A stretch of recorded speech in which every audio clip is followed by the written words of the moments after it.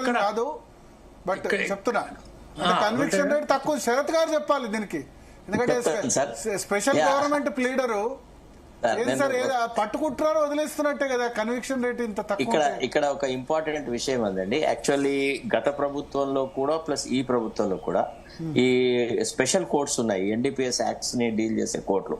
అక్కడ public prosecutors లేరండి. దాదాపుగా 2 సార్లు రెడ్ పిటిషన్లు వేసినారు. తర్వాత అంటే ఒక్కొక్క పీపీ 3 కోర్టులు 4 కోర్టులకు ఇన్ఛార్జ్ గా ఉండడం వల్ల ఏమవుతుందంటే వీళ్ళకి సంబంధించిన విషయాలు ఇప్పుడు ఎన్డీపీఎస్ యాక్ట్ లో ఎవరైతే అక్యూజ్ అవుతారో అతనికి 180 days వరకు పోలీస్ కి ఛార్జ్ షీట్ వేసే అవకాశం ఉంది. ఆ 180 days లో కూడా ఛార్జ్ షీట్ వేయకపోతే ఏమవుతుంటే సమ్ టైమ్స్ డిఫాల్ట్ బెయిల్స్ అని వచ్చేస్తున్నాయి. అంటే ఇప్పుడు ఎట్లయితే 10 years అండ్ అబోవ్ కేసెస్ లో పోలీసులకి 90 రోజులు, బిలో దట్ అఫెన్సెస్ లో 60 days అని ఏదైతే ప్రిస్క్రిప్షన్ ఉందో ఎన్డీపీఎస్ యాక్ట్ లో 180 days అని ఉంది. అయినా సరే కూడా ఛార్జ్ షీట్ వేయలేకపోతున్నారు. తద్వారా చాలా మంది రిలీజ్ అవుతున్నారు. First point. రెండోది యూత్ లో అన్ఎంప్లాయ్మెంట్ అండి. ఇప్పుడు drug peddling has become successful business అనమాట. అన్ఎంప్లాయ్మెంట్ అంటే కన్జ్యూమ్ చేసే వాళ్ళు ఎక్కువ, అన్ఎంప్లాయ్మెంట్ కంటే ఎక్కువ రిచ్ కిడ్స్ ఎక్కువ కనిపిస్తున్నారు. రిచ్ కిడ్స్, విజ్ కిడ్స్ వాళ్ళను మనం rich kids, Vij kids.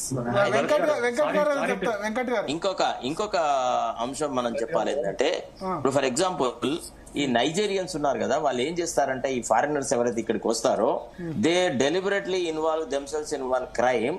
And ఈ క్రైమ్ ఉన్నప్పుడు ఏం చేస్తారు, మనం పాస్పోర్ట్ అన్ని గుంజుకున్న తర్వాత వాళ్ళు దేశాన్ని విడిచిపెట్టి పోలేకుండా ఏదో రకంగా బయటికి వస్తారు. ఆ క్రిమినల్ ట్రయల్ అయ్యే వరకు వాళ్ళని ఫోర్సిబుల్ గా ఇండియాలో ఉంచాల్సిన పరిస్థితి ఏర్పడుతుంది. దానికి బదులుగా ఏం చేయాలంటే ఇట్లాంటి కేసెస్ లో ఎవరైతే అక్యూజ్డ్ అవుతారో, ఎవరైతే పట్టుబడతారో, దేర్ ఇస్ టాంజిబుల్ ఎవిడెన్స్ అంటారో వాళ్ళకి మన ఇండియన్ సిటిజన్స్ లాంటి వసతులు ఏవి కల్పించకుండా సింపుల్ గా వాళ్ళు డిపోర్ట్ చేసి పారేయాలా. ఇట్లాంటి అఫెన్సెస్ లో ఇన్వాల్వ్ అయిన మరుక్షణము వాడి కేసు వద్దు ఏమొద్దు వాడిని ముందు తీసి పారేస్తే ఆ చీడ పురుగును కనుక మనం బయటికి నెట్టగలిగితే అదొక రకమైన అడ్వాంటేజ్ ఉంటది. రెండోది రేవ్ పార్టీలు అండి. ఈ రేవ్ పార్టీలలో డ్రగ్ పెడ్లింగ్ జరిగినంతగా ఎక్కడ జరగట్లేదు. ఈ రేవ్ పార్టీలలో ఇన్వాల్వ్ అయిన వాళ్ళంతా హై పొలిటికల్ కాంటాక్ట్స్ ఉన్న వాళ్ళు, తర్వాత సినిమా యాక్టర్లు, ఇట్లాంటి వాళ్ళు రకరకాలుగా ఉన్నారు. తెలంగాణలో మనం స్ట్రిక్ట్ చేస్తే ఏం చేసినారు, కర్ణాటకలో అక్కడ ఇక్కడ చేసినారు. మీకు ఆ విషయాలు తెలుసు, దానికి మేము పెద్దగా చెప్పాల్సిన అవసరం లేదు. మూడోది ఏంటంటే ప్రభుత్వ పరంగా ఒక స్టిఫ్ రెసిస్టెన్స్ ఉండాలి. ఇప్పుడు ఏదైతే రేవంత్ రెడ్డి గారు ఏదైతే డ్రగ్ విషయంలో స్ట్రిక్ట్ గా ఉన్నాడో, నథింగ్ డూయింగ్ అనే ఒక మాట అనగలుగుతున్నాడు కదా, అట్లా అనగలగాలి. హెడ్ ఆఫ్ ది గవర్నమెంట్ గనక ఆ రిజిడ్ పోస్చర్ లో ఉండి nothing doing, no question of political interference in the investigation, trial or conviction అని ఒక దృక్పథం ఉండాలండి. ఇట్లాంటి అన్ని చాలా చేయాలి. ఇంకా చాలా ఉన్నాయండి చెప్పడానికి, ఇక పెద్దవాళ్ళు చాలా మంది ఉన్నారు. Let them talk. వెంకట్ గారు ఏదో ఇంటర్వ్యూ కావాలనుకున్నారు ఇంతకుముందు.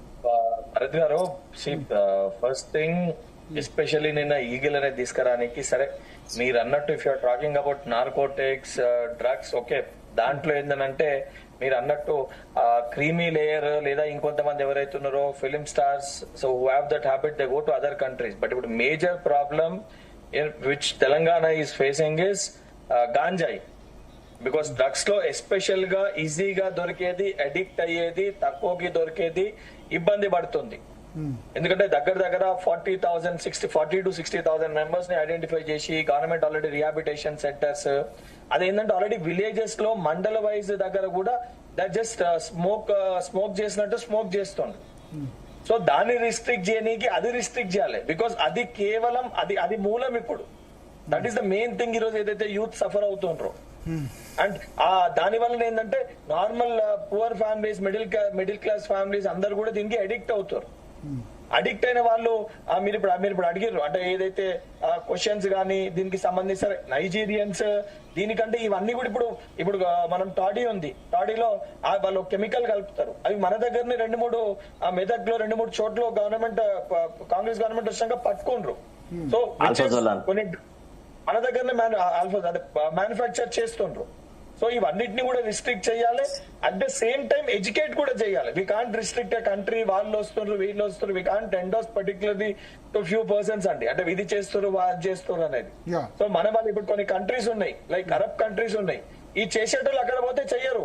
బికాస్ ఎందుకంటే అక్కడ కొన్ని లాస్ ఇంతకుముందు పుల్లారావు గారు చెప్పారు సింగపూర్ లో అయితే మరణ శిక్ష,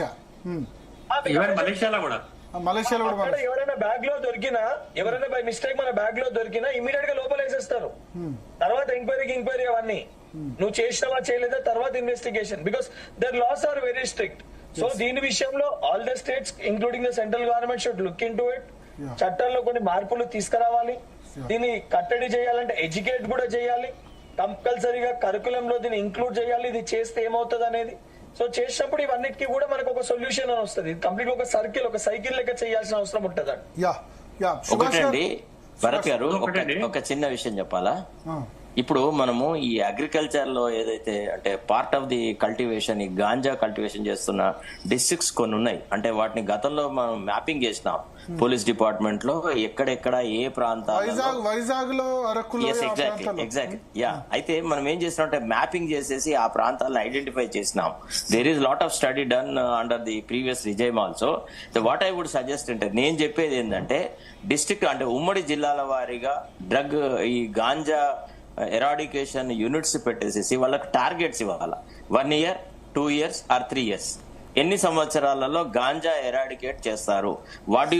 మీరు డోర్ టు డోర్ చేస్తారా, ఫీల్డ్ వైజ్ ఇది చేస్తారా, చెక్ పోస్ట్లను స్ట్రెంథెన్ చేస్తారా, ఇతరతరం చేస్తారా, మనకు అనవసరం. కానీ ఆ యూనిట్ కి ఒక టార్గెట్ ఇచ్చి వాళ్ళని కదల్పాలి. when they are deeply involved in that job, you should not subject them to frequent transfers.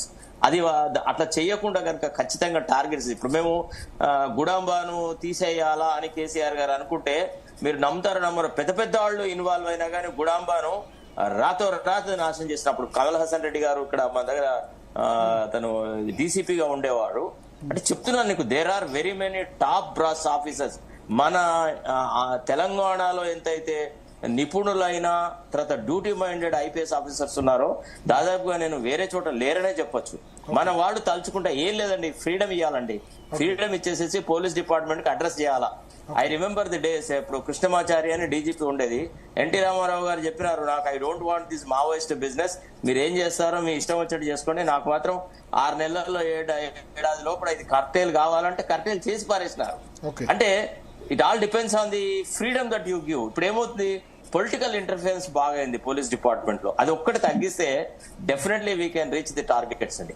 Okay so topic conclude చేద్దాం. మళ్ళీ ఫోన్ ట్యాపింగ్ సంబంధించి మీరు లైన్ లో ఉండి శరత్ గారు, బల్మూర్ వెంకట్ గారు, ఎన్వి సుభాష్ గారు. మొత్తానికి స్పందన ఒకటైతే క్లియర్, డ్రగ్ అడిక్ట్స్ పెరిగిపోతున్నారు. అందులో తెలంగాణ సౌత్ ఇండియాలో నెంబర్ 1 ఉన్న పరిస్థితి. డ్రగ్ అడిక్ట్స్ వేరు, ఒక్కసారి తీసుకోవడం వేరు. ఒక్కసారైనా లైఫ్ లో తీసుకున్న వాళ్ళు 9% మంది ఉన్నారు. అంటే ఆల్మోస్ట్ 10% పాపులేషన్. ఇది బిలీవ్ చేయలేం. అంటే అది బంగ్ కానీ లేకపోతే గంజాయి కానీ ఇటువంటివి కానీ.